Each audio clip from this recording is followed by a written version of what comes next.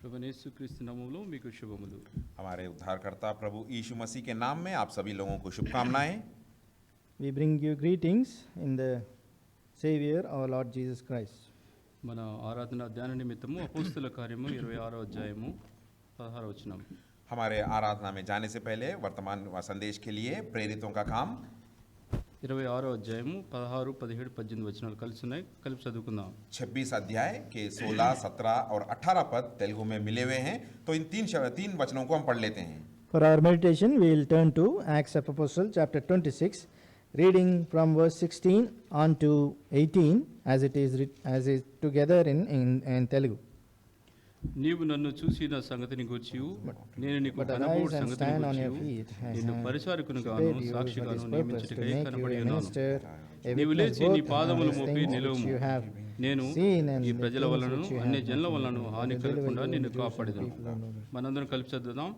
आइए सब వారు मिलकर చీకటిలో पढ़ेंगे। నుండి వెలుగులోనికి, సాతాను అధికారము నుండి దేవుని వైపునకు తిరిగి నా యందలి విశ్వాసము చేత పాపక్షమాపణను పరిశుద్ధపరచబడిన వారిలో స్వాస్యమును పొందినట్లు వారి కన్నులు తెరుచుటకై నేను నిన్ను వారి యొద్దకు పంపెదనని చెప్పాను.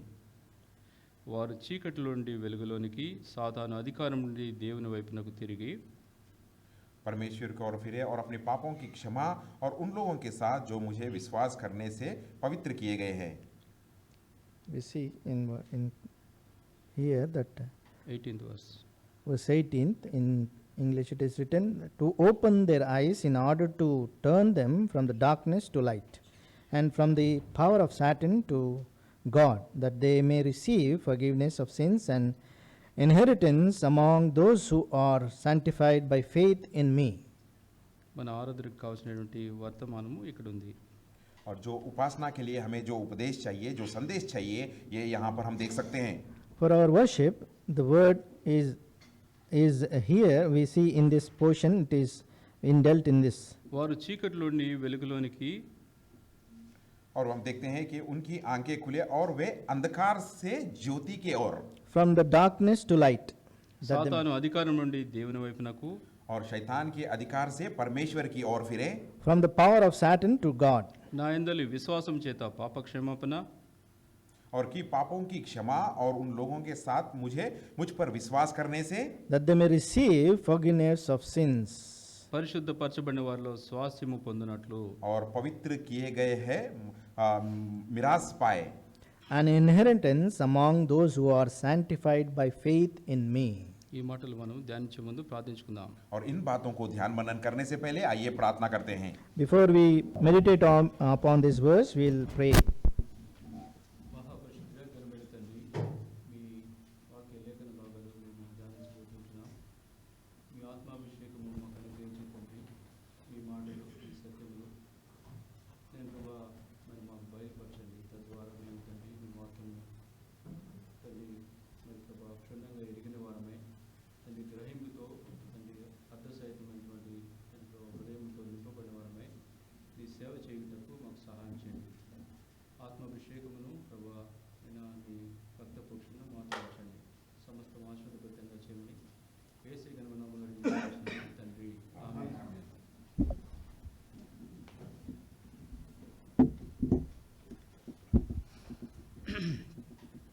అపోస్తలుడైన పౌలును దేవుడు ఎందుకు ఏర్పరచుకొని తన రాజ్య విస్తరణ ఏ రీతిగా జరగాలో ఇక్కడ తెలియజేస్తూ ఉంటున్నాడు. तो यहाँ पर हम देखते हैं जो वचन हमने पढ़ा है, प्रभु यीशु मसीह परमेश्वर प्रेरित पौलू को किस लिए चुना है और उनके द्वारा क्या क्या कार्य करने जा रहे हैं, यहाँ हम पर देख सकते हैं। Here we see the Lord God, the reason why he has chosen Apostle Paul in order to extend his kingdom upon this earth. ఎవరి జీవితంలో అయితే ఈ అనుభవాలు ఉంటున్నాయో వారు తప్పకుండా ఆరాధించాలి. और जिन जिन व्यक्तियों के जीवन में इस तरह का अनुभव है, वो सब सारे लोग परमेश्वर की उपासना करना चाहिए। And those who have undergone in such experience in their lives, they should surely worship God. చీకటిలోని వెలుగులోనికి వచ్చిన అనుభవము, और जो इस तरह की अनुभव में है, जो अंधकार से ज्योति की उजाले की तरफ आए, The experience of drawing from darkness to light. ఆది కాండము 1వ అధ్యాయము 1-2 వచనాలు చదువుకుందాం. और उत्पत्ति का किताब पहले अध्याय के पहले 2 पद पढ़ लेंगे। Genesis chapter 1 and verse 1 and 2. ఆదియందు దేవుడు భూమి ఆకాశములను సృజించెను. భూమి నిరాకారముగాను శూన్యముగాను ఉండెను. చీకటి అగాధ జలములపైన కమ్మియుండెను, దేవుని ఆత్మ జలములపై అల్లాడుచుండెను. आदि में परमेश्वर ने आकाश और पृथ्वी की सृष्टि की। पृथ्वी बढ़ेल और सुनसान पड़ी थी और गहरे गहरे जल के ऊपर अंधेरा था। In the beginning, God created the heavens and earth. The earth was without form and void, and darkness was upon the face of the deep, and the Spirit of God was hovering over the face of the waters. ఇక్కడ నిరాకారముగాను శూన్యముగాను ఉన్నటువంటి అనుభవాన్ని చూస్తుంటున్నాం. और यहाँ पर हम देखते हैं पृथ्वी किस तरह बेढाली और सुनसान है कहकर। We see that the earth was without any form. దేవుడు భూమి ఆకాశంలో సృజించాడు. परमेश्वर और इस पृथ्वी की और आकाश की सृजन किए। God has created this earth and the heavens. అయితే ఆయన నిరాకారంగా శూన్యంగా ఉండాలని ఇప్పుడు సృజించాడు. और परमेश्वर ने इसकी सृष्टि की ताकि वो बेढैला और सुनसान रहे। No. Undakunda. हाँ, ना रहे। So the Lord has created this earth and also the skies above, that they should not be without any form or void. Bible పండితులు చెప్తారు, మొదటి వచనానికి రెండవ వచనానికి కొన్ని యుగాలు, కొన్ని వేల సంవత్సరాల గ్యాప్ ఉందని. और बाइबल के जो पंडित शास्त्री लोग हैं वो कहते हैं इन पहले दो वचनों के बीच में बहुत ही कई युगों का अंतर रहा कहकर। So we see the historians as they say, from the verse 1 to verse 2 there is a lot of gap. మొదటి వచనము అయిపోయేలోగా సాతానుడు ఆ పరిశుద్ధ స్థలం నుంచి త్రోయబడి భూమి మీదకి వచ్చి ఉంటున్నాడు. और जब इस पहला वचन को पूरा करने से पहले ही हम देखते हैं शैतान को आसमान से परलोक से उसे ठुकरा कर नीचे गिरा दिया गया। By the fulfillment of this first verse, we see that the Satan, the Lucifer, he was thrown out from the presence of God from the heaven to the earth. శాపగ్రస్తముగాను నిరాకారముగాను శూన్యముగాను భూమి కనపడతా ఉంది. और इसीलिए उस टाइम पे पृथ्वी जो है सनातन छाया हुआ और सुनसान था। Therefore we see that the earth was without form and void. అల్లాడుతూ దేవుని ఆత్మ జలముల మీద అల్లాడుచుండెను. और हम देखते हैं परमेश्वर का आत्मा जल के ऊपर मंडरा रहा था। And the Spirit of God was hovering over the face of the waters. ఇది మన జీవితాన్ని చూపిస్తా ఉంది. और ये वचन ये बातें हमारे जीवन को दर्शा रहा है। So it shows our life. ఎలాంటి ఆకారం లేని పరిస్థితి. और हमारे जीवन में भी बिना कोई आकार की परिस्थितियां थी। Even in our life we see there is no form or we are with void. చీకటి అంధకారం అలుకున్నటువంటి పరిస్థితి. और अंधेरे से छाया हुआ था, सनासन और सुनसान छाया हुआ था हमारे जीवन में। And darkness was upon us. జీవితంలో అంధకారము అలుముకున్నప్పుడు దేవుడు ఏమీ చేయలేని పరిస్థితి. और जब हमारे जीवन में इस अंधेरे से वो भर जाएगा, अंधेरे से छाया जाएगा, तो हमारे जीवन में परमेश्वर का कोई कार्य पूरा नहीं हो सकता। So as the darkness was hovering on our lives, we see God could not help us. దేవుడు మరలా దాన్ని పునర్నిర్మించడానికి ఆయన 6 దినములు, 1 దినము, 2వ దినం అంటూ క్రమము చొప్పున దాన్ని మరలా నిర్మించినట్లు మనం చూస్తుంటున్నాం. और हम यहाँ पर देख रहे हैं परमेश्वर उस सृष्टि को दोबारा बनाने के लिए एक दिन, दूसरे दिन, तीसरे दिन, चौथे दिन, 5 ऐसा 6 दिन लिए जैसा हम देखते हैं। So the Lord, in order to rectify all that thing, He has taken the 2nd day, 3rd day, 4th day, 5th day and 6th day like that. ఒక్క మాటతో దేవుడు అన్నిటినీ చక్కగా చేయలేదు. ఒక్కొక్క దినం చొప్పున ఆయన తనకు కావలసిన విధముగా మరలా సృష్టిని రూపించినట్లు మనం చూస్తుంటున్నాం. और केवल एक बात कहकर परमेश्वर ने पूरी सृष्टि की पूरी की है जैसा हम नहीं देखते हैं, लेकिन दिन पे दिन वह इस सृष्टि की सृजन करते हुए एक अच्छी तरह बनाते गए जैसा हम देखते हैं। God did not make everything in one word, but He took time. He did it time and He took step by step in a order. He has created everything. ఆయన ఆ లోకం నుండి ఈ లోకమునకు నేను యేసు లోకమునకు వెలుగయ్యుండెనని అన్నట్లుగా వచ్చి ఉంటున్నాడు. और हम देखते हैं परमेश्वर यहाँ पर जिस तरह कहा गया वचन में कि प्रभु यीशु मसीह एक उजाले की तरह इस धरती पर आए। So the Lord Jesus Christ, He came into this world as a light. మనుషులందరికీ కలుగబో మహా సంతోషకరమైన శుభవార్త వలె ఆయన వచ్చి ఉంటున్నాడు. और सब मानव जाति के लिए एक सुसमाचार लेकर इस धरती पर वो आए कह So He has come into this world bringing that great news, that good news of gospel unto the mankind. ఆ చీకటిలో ఉన్న మనలను, అంధకారంలో నిరాకారంగా రూపం లేకుండా ఉన్న మనలను ఆయన నిర్మించుకుంటూ దినదినము ఆయన వెలుగులో నడిపిస్తూ ఉంటున్నాడు. और जो अंधकार में छाए गए सो सुनसान में सन्नाटा में है, हम लोगों को दिन पे दिन वो चुनकर उजाले की तरफ हमें चला रहे So हैं. we who were in darkness, step by step, the Lord has brought us into His light. చీకటిలో ఉన్న మనలను ఆయన వెలుగులోకి నడిపించిన అనుభవం కలిగిన వారు ఈ దినం ఆరాధించాలి. और जिन व्यक्ति के जीवन में इस तरह का अनुभव है, जो अंधेरेपन से उजाला की ओर चलाए गए, ले आए गए, उस अनुभव जो रखते हैं, वो सारे आज के दिन उपासना करना चाहिए. So those who have this experience of bringing the Lord, bringing them from the darkness to the light, they should worship Him today. రెండవ మాట, విశ్వాసం చేత పాప క్షమాపణ కలిగిన వారు. और दूसरी बात हम देखते हैं, विश्वास के द्वारा जिन्होंने पापों का उद्धार पाया. And secondly, we see sanctified by faith in me. ఈ పాప క్షమాపణ లేకుండా అనేక మంది పాప క్షమాపణ ఉందని భావించే వాళ్ళు ఉంటున్నారు. और कई लोग इस तरह की सोच विचार में रह गए या पड़ गए कि उन्होंने सच्ची रूप में देखा जाए तो उनके पापों का क्षमा नहीं हुआ, लेकिन वो अपने दिल में सोच रहे कि उनकी पापों की क्षमा हो गई So कहकर. many we see in this world, though they are not they have not received the forgiveness of their sins, but yet they think that they are sanctified by God. Yeah పాప క్షమాపణ యథార్థ హృదయం ద్వారా వస్తుంది. और इस पापों की क्षमा एक सच्चे मन से और सच्चे धार्मिक दिल से ही आता है. This forgiveness only comes when there is a repented heart and there is a pure heart. నేను పాపిని అని యథార్థంగా ఒప్పుకున్నవారు ఈ పాప క్షమాపణ కలిగిన అనుభవంలో ఉంటున్నారు. और सच्चे मन से जो इसे कबूल करता है कि मैं पापी हूं, तो वही ये उद्धार को पा सकते हैं. And those who confess their sins, that they are sinners, truly they are the one who get the forgiveness of their sins. పొట్టి జక్కయ్య నేను పాపిని అని యథార్థంగా ఒప్పుకున్నాడు. हम जकया के जीवन में हम देखते हैं कि वो मसीहा के सामने आकर वो ये बात को ये कबूल किया कि मैं पापी हूं कहकर. We see even Zacchaeus, who was short in stature, but yet he came to the Lord and confessed that I am a sinner. సమరయ స్త్రీ తన పాపిని యథార్థంగా ఒప్పుకుంది. और समारी की स्त्री में भी हम देखते हैं, वो भी मसीहा के सामने आकर ये बात को कबूल की कि वो पापी है. Even the Samaritan woman, we see, she confessed her sins before our Lord. నేను చేసినవన్నీ చెప్పేవి ఈయన చెప్పేవన్నీ సత్యమని ఆమె అంగీకరించింది. और उस स्त्री ने ये बात को मान लिया था कि जो कार्य मैं मेरी जीवन में किया था, जो कुछ आपने बताया वो सारी बातें सच है.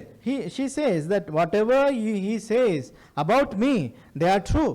శిలువ మీద ఉన్నటువంటి దొంగ యథార్థంగా ఒప్పుకున్నాడు, నా పాపము నేను పాపిని అని చెప్తూ ఉంటున్నాడు. और क्रूस पर जो एक चोर क्रूस पर लटका गया था, वो भी इस बात को कबूल किया था कि मैंने अपने जीवन में बहुत सारी पापें की है. Even the thief who was hanging on the cross with the Lord, he also confessed that I have done many unrighteous acts.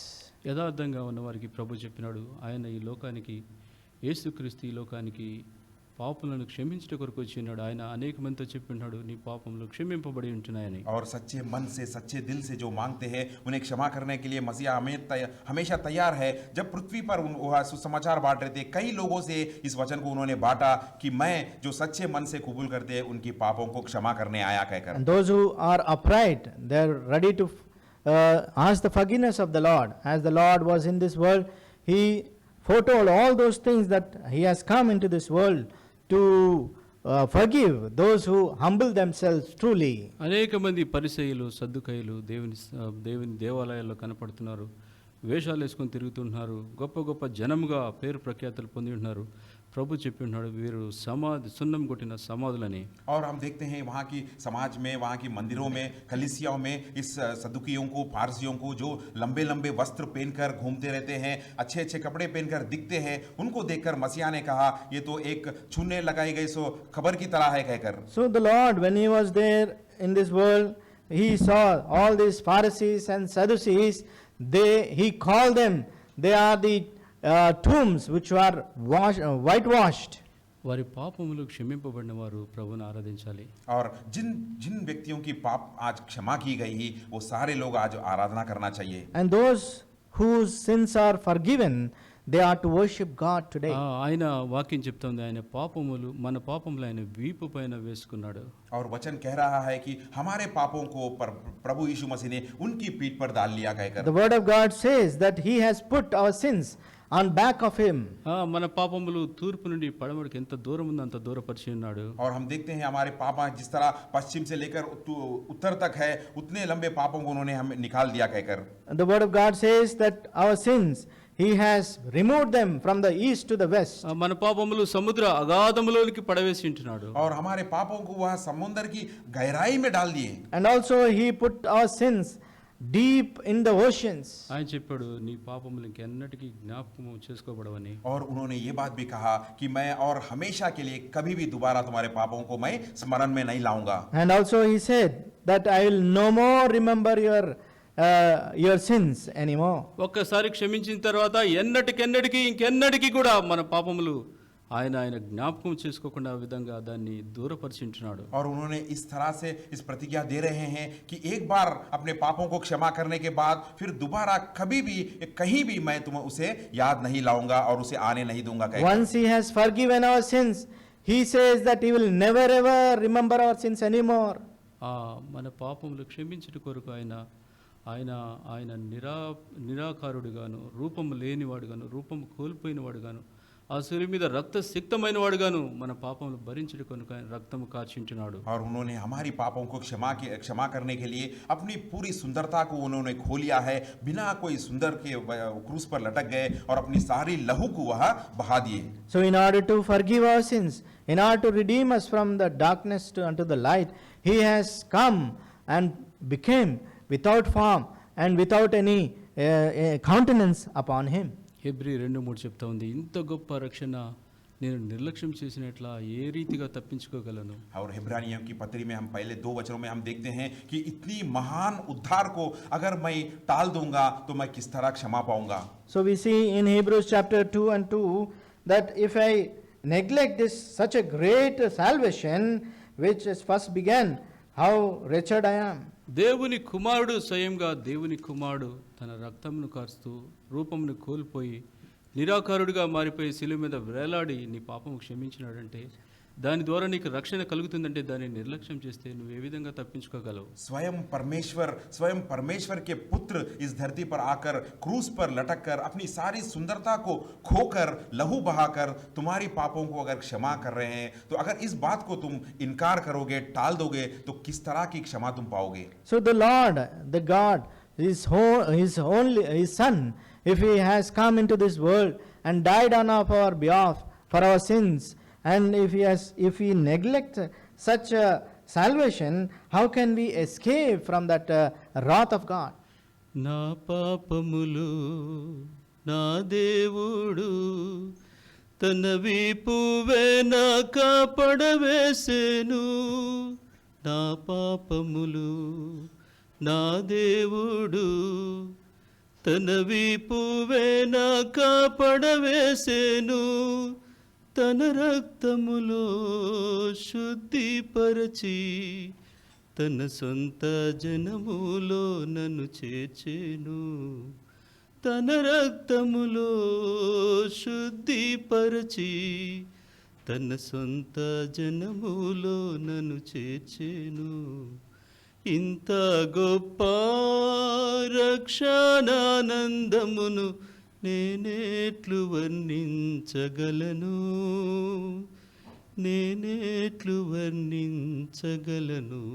మొదటిగా ఆయన చీకటిలో నుండి వెలుగులోకి తీసుకొని వచ్చాడు. सबसे पहले परमेश्वर ने हमें अंधेरे से उजालेपन में ले आए. First of all, he has brought us from the darkness to the light. రెండవదిగా ఆయన మన పాపములన్నీ క్షమించాడు. और दूसरी बात, हमारी सारी पापों को उन्होंने क्षमा किया. Secondly, he has forgiven all our sins. మూడోది ప్రాముఖ్యమైనది. और तीसरा और बहुत प्रामुख्य बात, Third and the very important, సాతాను అధికారం నుండి దేవుని వైపు తిప్పాడు. और शैतान की अंधकार शक्तियों से परमेश्वर की ओर उन्होंने हमें फेरा. he has turned us from the power of the Satan to God. సాతాను అధికారంలో ఉండేవాళ్ళం. हम तो पहले शैतान की अंधकार में थे. We were under the power of Satan. ఎవరి సాతాను? ये शैतान कौन है? Who is this Satan? యేసు ప్రభు చెప్పాడు వాడు ఈ లోకాధికారి. और प्रभु यीशु मसीह इस तरह कहते हैं कि इस सारे संसार का वो अधिकारी है. So we see the Lord says that he is the he is the ruler of this world. అంధకార శక్తులకు అధిపతి వాడు. और सारी अंधकार शक्तियों का अधिकारी है वो. He is the majesty of all these darkest things of this world. వాయుమండల సంబంధులకు అధిపతి వాడు. और इस संसार के रीति से जो लोग जी रहे हैं उन सारे लोगों का वो अधिकारी है. And those who live according to the powers of darkness, వాడు రాజ్యం he is the author of that. వాడు రాజ్యం దురాత్మల సమూహం. और उसके राज्य में पूरे दुरात्माओं से भरी है. So in his kingdom all this unholy spirits are there. అనేక మందిని వాడు చీకట్లో నడిపిస్తూ వారందరి జీవితాలు చీకట్లో నడిపించి వారి నేత్రాలు మూసివేసి వారి మనోనేత్రాలకు గుడ్డితనం కలిగజేసి వారిని ఆ రీతిగా మరణానికి చావుకు తీసుకెళ్తుంటాడు. और उन सारे लोगों के आंखों पर उसने पट्टी बांधकर अंधेरे में उन ले जा रहे हैं. उनकी सारी जीवन को वह अंधकार में भरकर उन अंधकार के जीवन के द्वारा उन्हें वो मृत्यु की ओर ले जा रहा है. And all those people he has blinded their eyes and dragging them to that utter darkness. There they are brought into that death. అనేక యవ్వన జీవితాలు మనం గమనిస్తుంటున్నాం. వారు ఏం చేస్తున్నారో తెలియక అంధకారంలో జీవించే బ్రతుకులు అనేకం ఉంటున్నాయి. और कई जवान लड़के लड़कियों के बारे में हम देखते हैं कि उनके जीवन में उनकी इस जवानी के दिनों में वो क्या कर रहे हैं वो जानते नहीं. We see many young lads, we see that they, without knowing what they are doing, they are going into this way. ఒక దైవ సేవకుడు తన జీవితంలో జరిగిన కథని ఈ రీతిగా చెప్పాడు. एक परमेश्वर के दास एक सेवक उनके जीवन में एक जो संघटना घटी है उसके बारे में इस तरह बताए. So one man of God, he has said what has happened really in his life. ఒక తల్లి తనకు మంచి హోదా కలిగిన ఉద్యోగం ఉంది, 80,000 పైన జీతం వస్తుంది, ఆమె మంచి పొజిషన్ లో ఉంది. और उसके माँ के बारे में उन्होंने बताया वो एक अच्छी स्थाई में थी, एक अच्छी नौकरी थी जिस नौकरी के द्वारा महीने के 80-70 हजार का उनको तनख्वाह मिल रहा था. So he was telling about his mother who was very highly educated and also in high status, who was earning around 80,000 per month. కానీ ఆమె లంచ్ టైంకి వచ్చేప్పుడు ఆమె ఖాళీ బ్యాగ్తో వస్తుంది. ఆమె కనీసం భోజనం తెచ్చుకునే పరిస్థితులు కూడా లేకుండా వీళ్ళు పెట్టే భోజనం తింటు కొరకు ఆమె అట్లా కూర్చున్నప్పుడు జాలిపడి కొంతమంది ఇచ్చే భోజనం తినే పరిస్థితిలో ఉంటుంది. और उस माँ की परिस्थिति इतनी बुरी थी कि जब दोपहर में खाना खाने का समय आता था तो उसके बैग में खाना भी नहीं रहता था और उस खाने की टेबल पे जब वो बैठती थी तो दूसरे लोग देखकर उसके ऊपर रहम खाकर खाने के लिए देते तो वो चीज़ वह खाती थी. So we see that even though she was earning such a great salary, but yet when the time of the lunch time, she is not bringing anything because she has nothing. So she all those who are sitting around her, who were at the table, they were merciful to give her food. ఎప్పుడు కృంగిపోయి దుఃఖంతో అనుభవంతో నలిగిపోయింది ఆమె. और उसके जीवन में हमेशा दुख भरी थी और दुख से संकट क्लेश से उसके दिल में भरी हुई थी. So but all the time her life was filled with grief and sorrow. ఎందుకో తెలుసా? इसका कारण क्या है जानते हो आप? You know what is the reason? ఆమెకి ఏకైక ఒక కుమారుడు ఉన్నాడు. ఆమె దగ్గర నుంచి ఆ క్రెడిట్ కార్డ్స్ డెబిట్ కార్డ్స్ అన్ని ఆయన దగ్గర పెట్టుకుంటాడు. ఆమె జీతం రాగానే 2-3 రోజులు లేదంటే కొద్ది కాలంలోనే ఆ డబ్బంతా తను దుర్వ్యాపారాలకు అలవాటైపోయి చెడు అలవాట్లకు అలవాటైపోయి దాన్ని ఖర్చు చేస్తుంటాడు. और क्योंकि इसका कारण आप जानते हो, क्योंकि उस माँ का जो भी डेबिट कार्ड और क्रेडिट कार्ड जो भी था सब वो उससे ले लेकर अपने पास रखता था. जिस दिन उसकी माँ की तनख्वाह आती थी वो उस तनख्वाह को ले लेके पूरे को 1 या 2 दिन या चंद दिनों में पूरी को खर्चा कर देता था. बुरी संगति में वह चला गया था, बुरी संगति में सारा खर्चा कर देता था. So this mother's son who was taking her credit cards and debit cards and keeping with him, by the time the end of the month when the salary comes, immediately he takes that money, withdraws that money, spends it on all lavish things and also sinful things. By that way he is spending all that money. డబ్బంతా ఖర్చు పెడుతున్నాడు కానీ సమాధానం లేదు, కృంగిపోయి ఉన్నాడు, అలసటతో ఉన్నాడు, ఏ మాత్రము సమాధానం లేదు. ఆయన జీవితం అంతా విచారంతో సాగిపోతా ఉంది. और इतनी सारी उसके पैसे मिलने के बावजूद भी, इतनी खर्चा करने के बाद भी अपने मन की इच्छा के अनुसार वह जी रहा था, फिर भी उसके दिल में शांति या उसके दिल में समाधान बिल्कुल नहीं था. दिन पर दिन वो निरुत्साह से झुक जा रहा था. In spite of spending such money and enjoying so many things, yet there was no happiness, there was no joy in his life, only sadness, and day by day he was falling from his joy. ఈ తల్లి విచారంతో దైవ సేవకుని దగ్గరికి వచ్చి బాధంతా చెప్పుకుంది, అయ్యా నా పరిస్థితి, నా డబ్బు పోయినా పర్వాలేదు, నా కుమారుడు బాగుపడలేదు అని కన్నీటితో ఏడుస్తూ చెప్పింది. और उस माँ ने एक सेवक के पास गई और रोते हुए कहा कि मुझे कोई भी दुख नहीं है कि मेरा इतनी सारी पैसे खर्च हो जा रहे हैं, मेरे पैसे पूरे चले जा रहे हैं, लेकिन ये इसका दुख मुझे नहीं है, लेकिन मेरा जो बेटा है वह अशांति से रह रहा है, कहकर रोते हुए कही. So this mother went to a God's servant, and there she wept and told the God's servant that I have no feelings for all that money which is going on.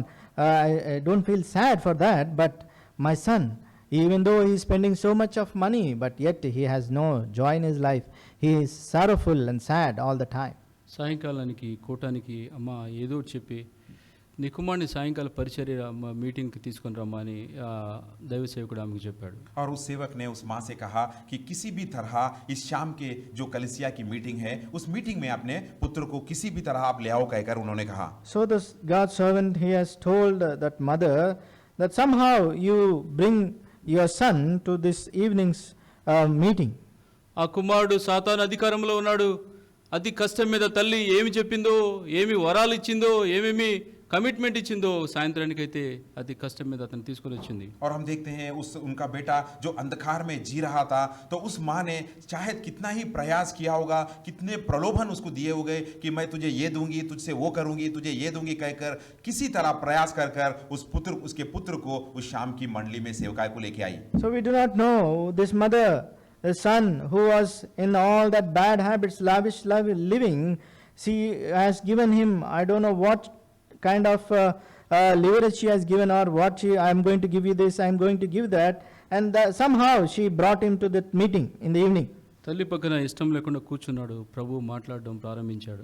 और उसके माँ के बाजू वो बैठा था, उसको बैठने की इच्छा मन बिल्कुल नहीं था, लेकिन जब वहां पर सेवकाएं ने परमेश्वर का वचन सुनाना शुरू किए. So he came along with his mother. He was sitting beside her mother, but he has no desire to sit with her or hear the word, but the word of God started speaking to him.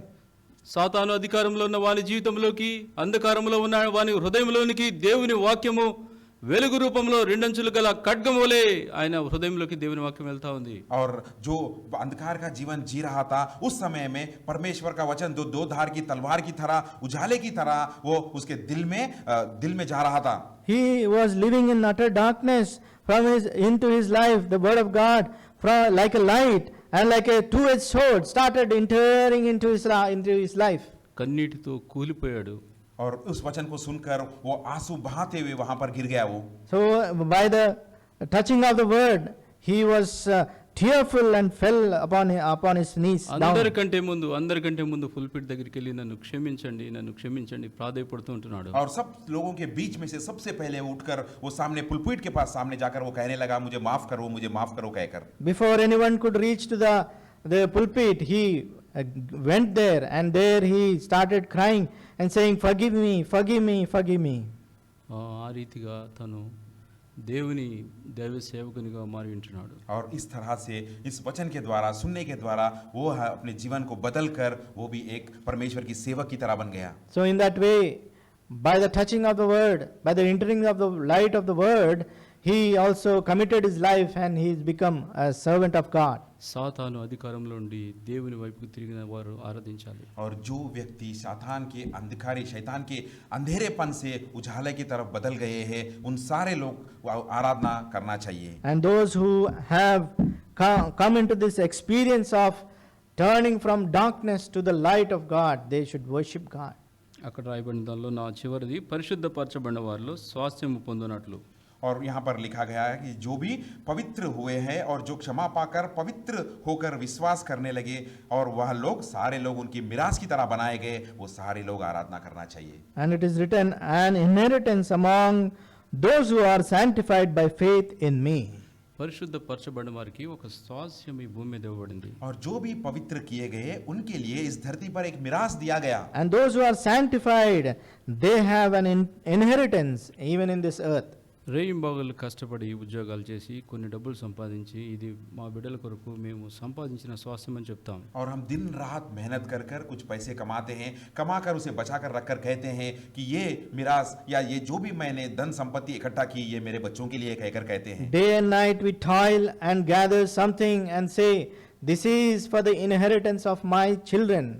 ప్రభువైన యేసుక్రీస్తు తన ప్రాణం ఇచ్చి తన సమస్తాన్ని విడిచిపెట్టి తన రక్తం కార్చి ఆయన ఒక స్వాస్థ్యము సంపాదించాడు. అది ఈ భూమి మీద ఆయన సంఘము.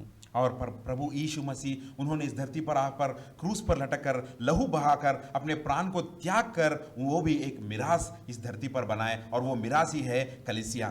The Lord Jesus Christ left all his heavenly things and he came down to this earth and he has hung on the cross as a inheritance for us. ఆయన సంఘాన్ని పరిశుద్ధులతో నింపి దీనిలో ఉన్నటువంటి స్వాస్థ్యం అంతా మీరు అనుభవించనని చెప్పాడు. और वो कलीसिया को स्थापित करने के बाद उनकी जो मिरास उस कलीसिया में रखकर वहां के लोगों से वो कहा कि इस सारी मिरास का आप अनुभव करो. And he has established the church, he formed the church, and there all those who believe, the believers, the Lord told them to enjoy all the inheritance for them. ఆయన సంఘంలో ఏముంటాయి? और उनकी कलीसिया में क्या क्या है? What are all there in his church? డబ్బు ఉంటుందా?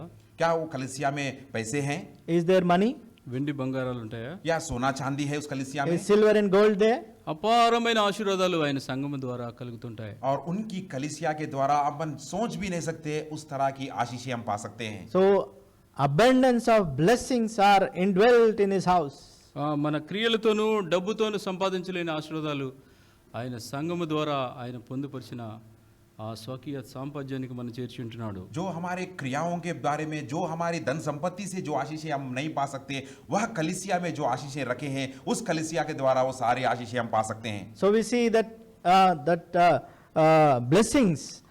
blessings which are overwhelming, which we cannot earn by our earthly earnings or deeds, the Lord has given us as our own inheritance, as his own chosen generation. మొదటి పేతురు 1:9 చెప్పబడింది, చెప్పనా శక్యము మహిమాయుక్తమైన సంతోషము ఆనందము ఆయన సన్నిధిలో మనం కనుగొంటాం. और पहले पतरुस की पत्री में हम देखते हैं वहां पर लिखा गया कि जो आशीषें हैं वो हम कह नहीं जा सकते, उसके बारे में हम सोच भी नहीं सकते, हमारी सोच के कहीं अधिक गहराई से उनकी आशीषें हैं कहकर. So we see in 1 Peter that this joy inexpressible is our inheritance which we experience in our life. చెప్పనా శక్యము మహిమాయుక్తం అది వర్ణించడం లేదు, ఇక మనం అనిపించడం తప్ప దాన్ని వర్ణించడానికి లేదు. और इतने गहरे और इतने हमारे सोच विचार के बिना के आशीषें हैं उसे हम बातों से नहीं कह सकते, लेकिन उसे अनुभव के द्वारा ही हम उसे पा सकते हैं. So this joy we cannot comprehend it, or it cannot be seen, that such a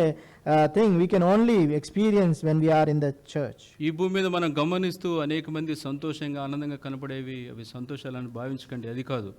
దేవుని సన్నిధిలో దొరికే సంతోషం ఆనందం అదే నిజమైన సంతోషము, అది ఎవరు వర్ణించలేరు. इस संसार में इस धरती पे हम देखते हैं कि कुछ लोग आनंदित और बहुत ही खुशहाली रहते हैं.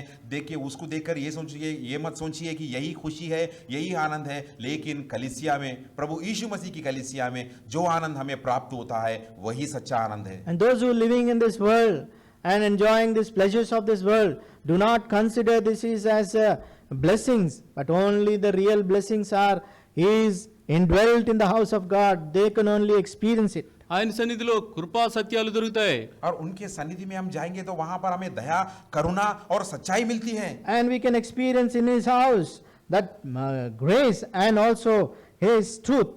ఆయన సన్నిధిలో నిత్య సుఖములు కలవు. और उनके सन्निधि में हम जाएंगे तो अनंत काल के समाधान हमें सुख मिलता है. So we can experience the pleasure in the house of God only. ఆయన సన్నిధిలో పాప క్షమాపణ దొరుకుతుంది. और सबसे ज्यादा उनकी एक सन्निधि में हम जाएंगे, उनकी उपस्थिति में हमें हमारी पापों की क्षमा हम पाएंगे. Only in his presence we can experience the forgiveness of our sins. ఆయన సన్నిధిలో నీతిమంతులుగా తీర్చబడతాం. और उनकी सन्निधि में उपस्थिति में हम जाएंगे तो हम धार्मिक ठहराएंगे. Only in his presence we can be treated or made as righteous. ఆయన సన్నిధిలో దివ్యమైన వాక్యం దొరుకుతుంది. और उनके सन्निधि में हम जाएंगे तो पवित्र वचन हमें मिलता है. So when we come to his presence we get this a great word of God. ఆయన సన్నిధిలో రొట్టె ద్రాక్షరసం దొరుకుతుంది. और उनके सन्निधि में हम जाएंगे तो हमें रोटी और रस मिलता है. And in His presence, we get the experience of taking part in the bread and wine. ఆయన సన్నిధిలో ఆయన మహిమను మనం కనుగొంటాం. और उनकी सन्निधि में हम जाएंगे तो उनकी सन्निधि में हम उनकी महिमा को हम पा सकेंगे. And in His presence, when we go into His presence, we can experience His glory. ఆయన సన్నిధిలో స్వస్థత దొరుకుతుంది. और उनकी सन्निधि में हम चंगाई भी पाते हैं. And in His presence, we can experience the healing.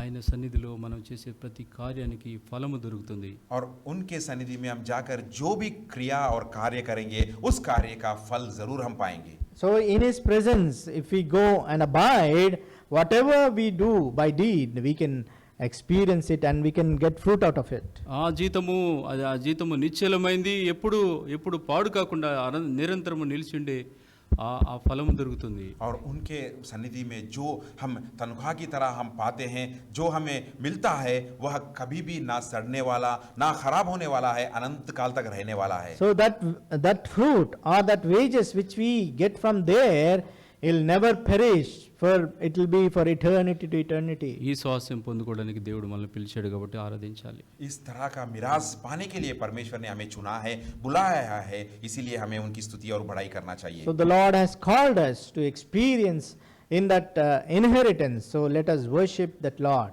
ఆరాధిద్దాం.